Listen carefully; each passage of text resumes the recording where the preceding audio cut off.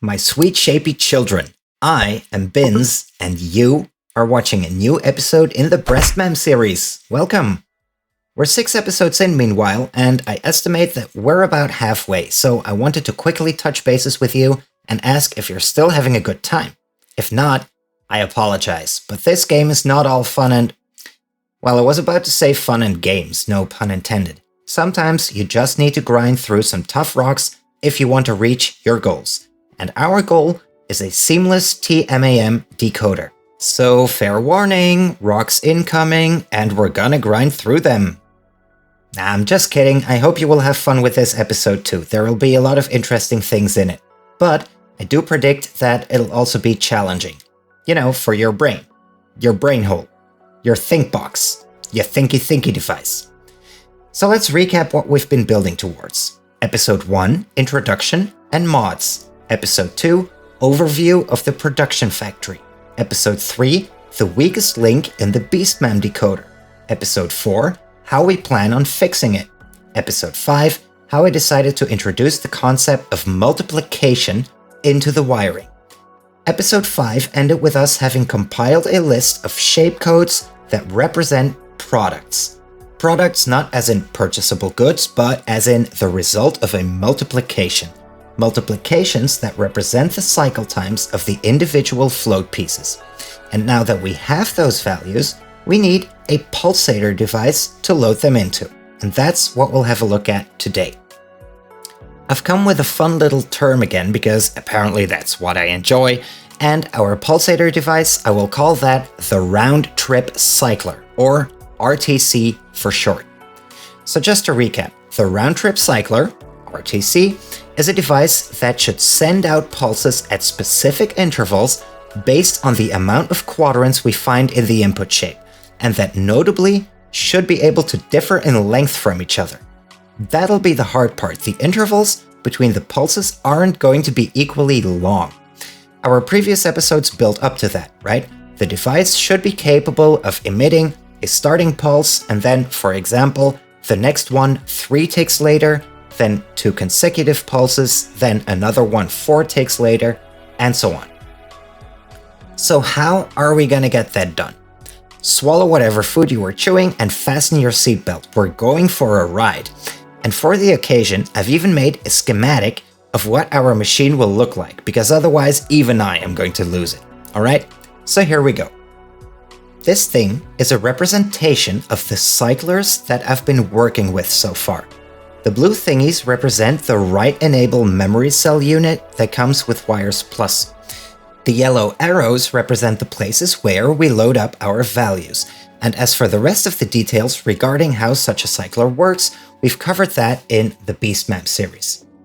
Now, a first problem we ran into back then, and we talked about it in the episode about quadrant flexibility, is that we need 4 slots in such a cycler because there are up to 4 quadrants in a shapes layer. But not all 4 slots are always going to be taken, because layers can also consist of fewer than 4 quadrants, right? And the way I solved that in the BRESTMAM was by working with the least common multiple. The candidate sets were either 1 value, 2 values, 3 values, or 4 values. And the least common multiple of those numbers is 12. So instead of 4 write enable memory cells, I plopped down 12 in a row. But here, our problem is of a slightly different caliber. We saw the list of values that may come from our translation tables, and the list consists of the numbers 1, 2, 3, 4, 6, 8, 9, 12, 16, 18, 24, 27, 32, 36, 48, 54, and 64. And if you're interested, the least common multiple of those integers would be 1728. So, is Bins gonna plonk down 1728 memory cells side by side? Granted, he is a bit of a lunatic, but nah, even he has limits. Alright, so we need a different solution. And I decided to make the cycler flexible by working with branches instead. Have a look at this. So after every memory cell on the bottom row, the wire runs into 2 distinct memory cells. one of which will end the cycle there, and the other one will extend the cycle for another tick. So if the input required us to have a 2-tick cycle, for example, then the signal would travel like this, all right? Pulse 2, pulse 2, pulse 2, pulse 2, and so on, yeah? If we had a 3-tick cycle, the pulse would run like this. Pulse 2, 3, pulse 2, 3, and repeat, okay? And a 4-tick cycle would take this route instead. I think you get the idea, right? Now, the actual cycler needs to be able to cope with 64-tick loops.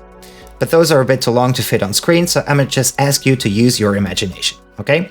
Anyway, so far, so good. But if you find this too easy, don't worry, we're not there yet. Because this is one cycler, one closed loop. But remember the big equation? We ultimately have not one value, but 6 different ones. And we want to add them together, remember? So here's what we're gonna do. We're gonna copy this cycler, and we're gonna tweak the paths as to convert it into not 2 separate loops, but instead one big circuit, like so.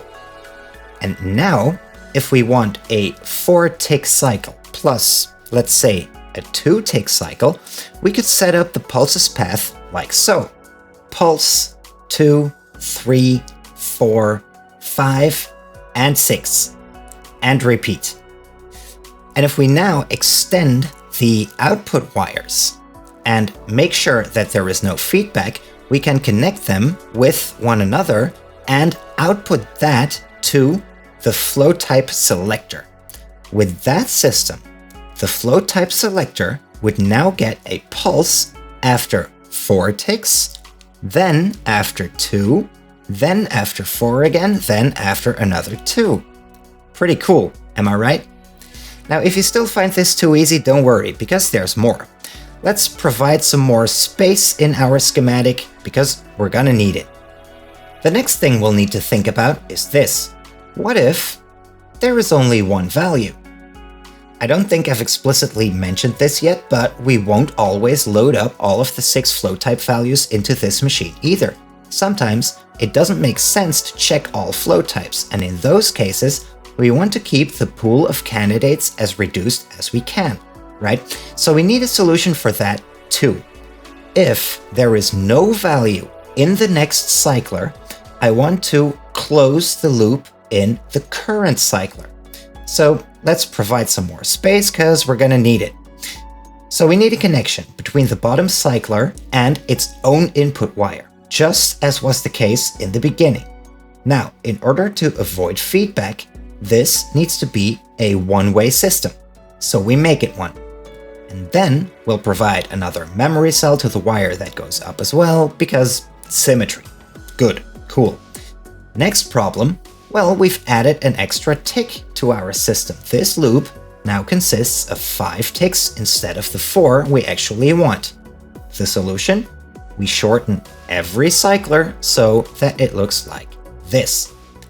Now, our 4-tick loop actually consists of 4 ticks again, which is, kind of fundamental to the whole operation we got going on. But okay, if we want a 4-tick loop, then we initially create a 3-tick loop instead, because the last tick is going to get compensated in case there's no value in the next cycler anyway, so we can close our circuit without false feedbacks. Easy peasy.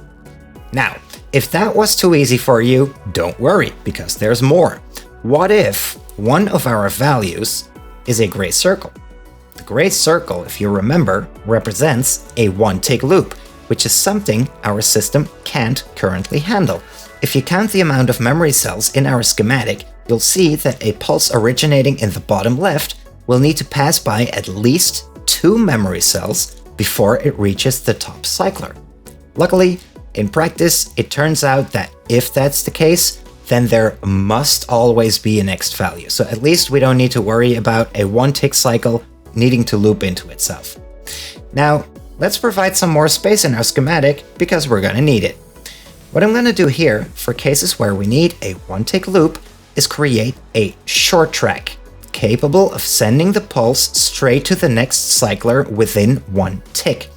That way, we'd get pulse 2, 3, pulse 2, 3, pulse 2, 3, and repeat. Alright? Great. Now, if all of this is too easy for you, don't worry, because there's more. Look at the flow type selector output. At which intervals does it receive pulses? Have a look. With this setup, a pulse would be sent out every 3 ticks. And is that what we want? Nope. We want it to receive a pulse after 1 tick, then after 2, then after 1 again, then after 2 again. So we need to connect the outputs slightly differently. Like so. Or, well, like so. Alright? Let's add another layer to our setup. Now this is beginning to look like a blueprint, am I right? Now let's suppose a shape where flow type 1 is 1 tick, flow type 2 a 2 tick cycle, and flow type 3 a 4 tick cycle. Heck, let's not imagine. This shape would fit the bill. No, hold it. There we go. So if we loaded this shape into the system, then the route that the pulse would take is this one, alright? We get our initial pulse, which will already travel to the flow type selector after just the first tick. Then, 2 ticks later, another pulse. And another one, 1, 2, 3.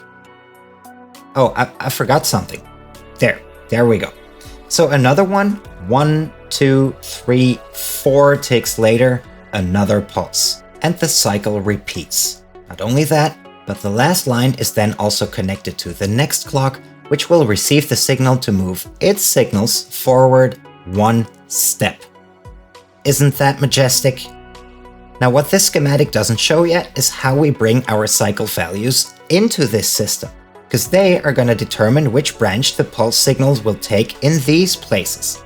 What the schematic doesn't show either is how we set the path for these branching points based on the observation of whether there is a next value in the RTC or not.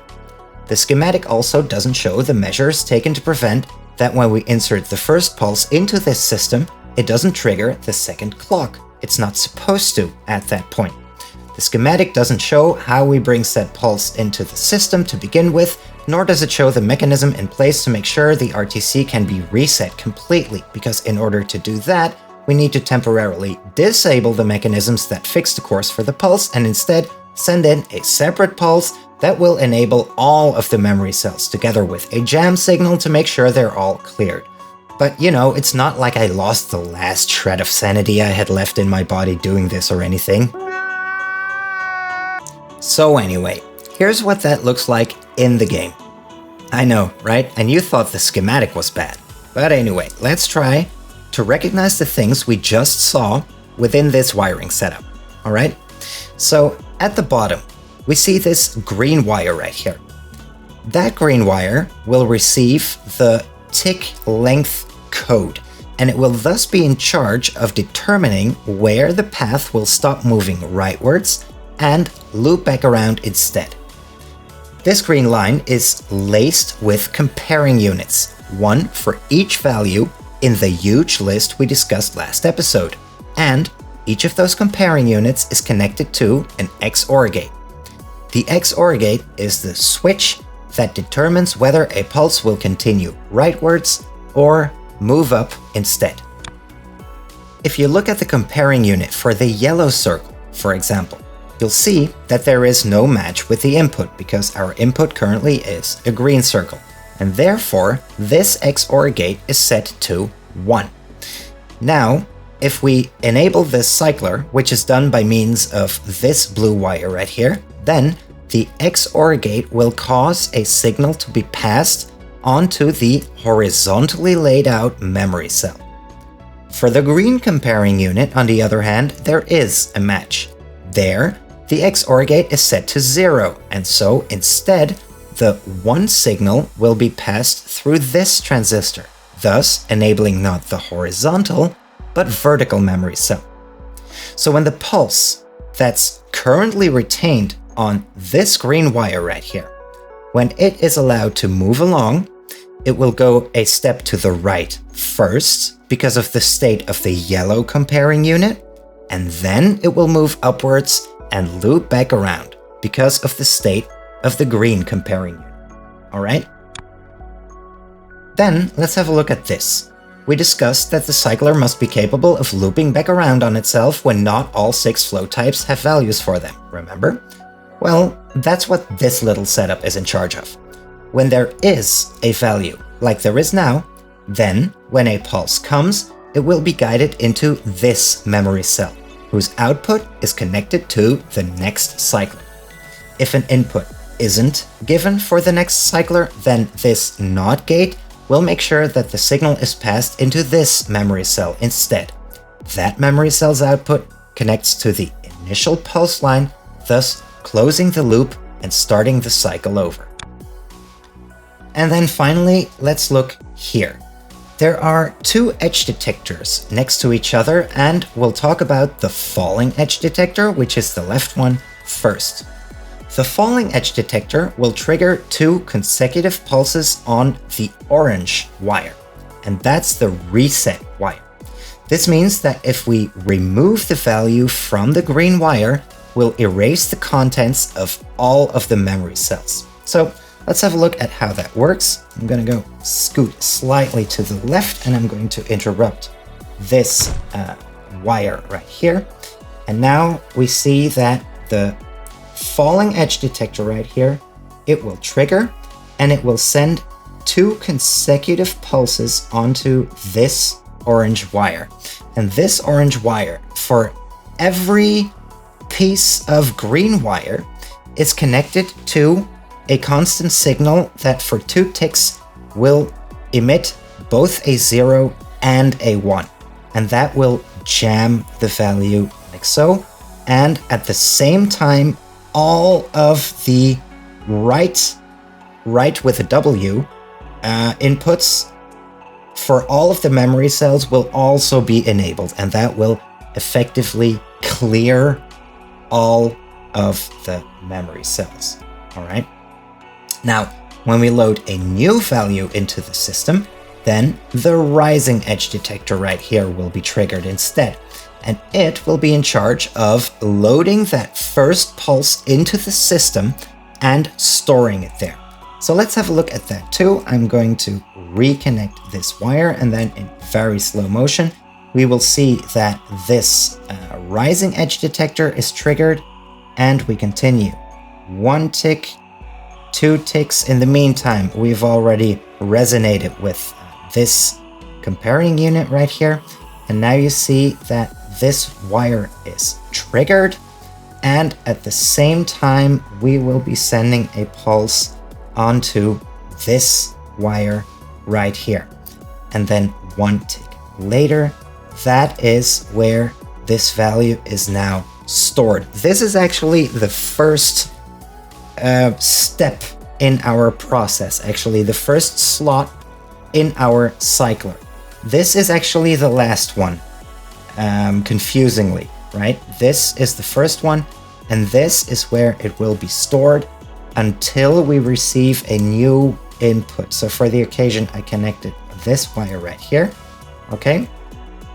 So let's have a look and see what happens. So we let the pulse continue, and now this blue wire, it's gonna light up because we do not have a match here. This 1 signal right here is allowed to continue, and it will enable this memory cell, and it will send the pulse forward or to the right. And then if we do another pulse, let's do that. Click the button again and move back. There we go. Now we will see that because we do have a match here, this is set to 0, and instead, when this wire becomes 1, the signal will be passed into this memory cell right here. Okay, let's see that happen. 1, 2, 3, and our tick is now, our positive signal, our truthy signal, is now indefinitely retained on this wire instead. Finally, let's look at the end of the RTC. So, nope, sorry, wrong button. We need to be right here. So the thing we are looking at right here, this general area, that is the sixth and final layer of the first clock. And as you can see, the main line on the left here has a falling edge detector connected to it, meaning that only when a truthy value moves away from that wire, that's going to trigger one pulse to the next clock. Now let me tell you, it took me a long time to figure all of this out, okay? There's a reason that they must be falling edge detectors and not rising ones. Then the different clocks require different amounts of ticks added to them so that they all equal out and synchronize. And overall, it just took me a ton of trial and error before the ticks and the pulses and the looping happened exactly the way they're supposed to. But yeah, in the end, I got it done. So this entire thing is one RTC, one round trip cycler, the missing link between the earlier BRESTMAM and this optimized BRESTMAM. It is simply a long chain of memory cells that allows me to create loops in any of the 17 tick lengths we previously talked about, ranging between 1 tick all the way on the left in this machine and 64 ticks all the way on the right. And then I hooked 4 of those RTCs up with one another to power a total of 4 clocks. And now you know how it's operated, how it calculates the values that we must feed into it, how the coding mechanism works with the translation table so we obtain the proper set of values in the first place, and how we use the big equation to figure out which paradigm of values we need and why. And now that we've shed a light on that RTC, that vital extra component in the entirety that is the decoder, it'll be downhill from here. We will still go over the rest of the decoder, but I can already tell you from here on out, the setup's pretty comparable to the BRESTMAM's decoder, meaning that we'll be able to zoom past the rest of the components a lot more quickly, and you'll just be able to go, oh yeah, I remember that from the previous series. Well, in case you've seen that, of course. Wink, wink.